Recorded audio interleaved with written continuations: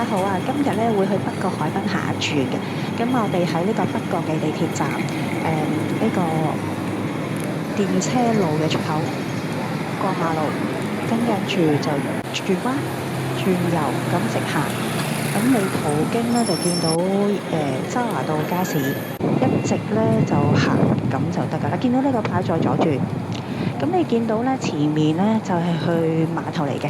係去呢個嘅觀塘嘅碼頭，再喺呢度轉咗，就跟住呢個藍色嘅地標一直行就係㗎啦。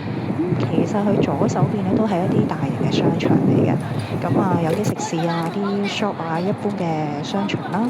咁啊沿途一路行到去嗱，你而家見到咧前面咧就見到個海啦。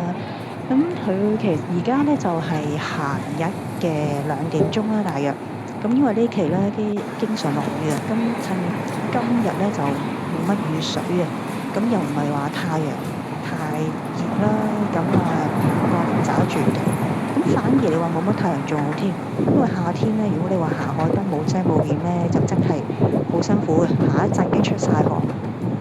其實沿途咧，佢都有一啲人咧喺度垂釣嘅。哇！你睇下呢度一望無際啊嘅海啊，哇！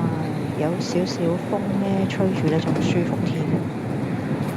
最好嘅時間咧，其實就秋天，即係未凍嗰陣時嚟行咧，因為佢嗱沿途咧左手邊咧一路都有好多位咧俾人坐啦，都可以買杯嘢飲啊，咁或者買啲三文治啊，啲小食喺度嘅。咁望住個海，你話真係幾正。今日咧可能真係呢幾日都落雨啊，咁人比較少啲啦，而且又係閒日。咁如果你話禮拜六又或者假期啦，咁我就未嚟過，咁就應該一定係多人㗎啦。睇下，其實佢嗰個範圍都好大嘅。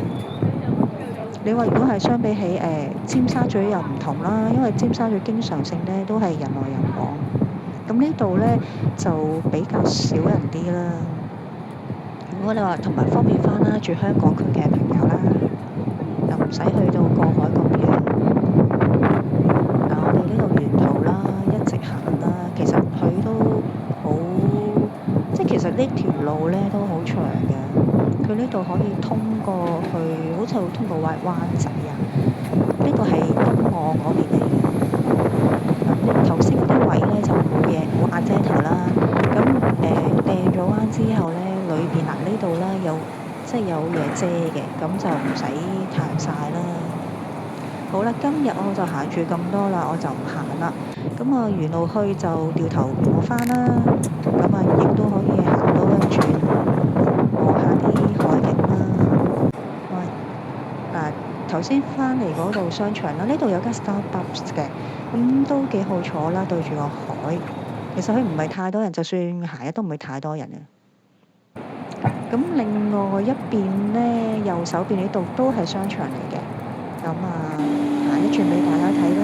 其實呢度商場門口啦，有幾張無呼亭嘅座位啦，俾人哋坐嘅。仲有呢度有一個好處咧，就係可以免費上 WiFi。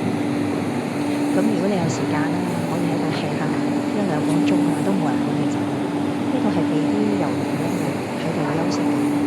前面咧亦都好多啲露天嘅食肆啦，有室內嘅座位。